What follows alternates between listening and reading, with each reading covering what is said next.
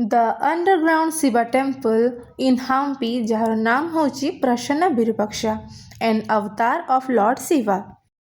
Underground एइथिपाई temple main structure ground level बहुत तले मंदिरटी माटी तले पोती होगी थिला आउ एबे 1980s रे ही रिडिस्कवर होईची।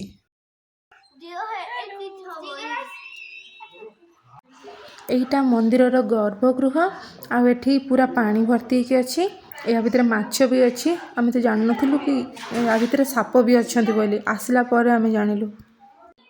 वर्षा दिन रे मंदिर पूरा अधा बुड़ी जाए या भितर जो पानी आसुची एटा होची तुंगभद्रा नदी रु आसुची।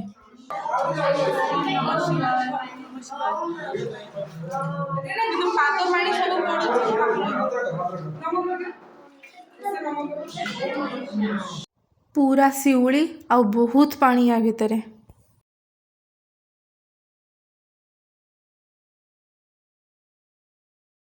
आमे तो जाइथिलु एटा जनवरी रे सेतेबेले एतिकी पानी थिला।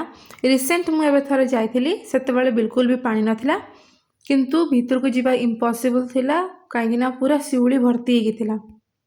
So next time if you visit Hampi, don't forget to visit Prasanna Virupaksha temple.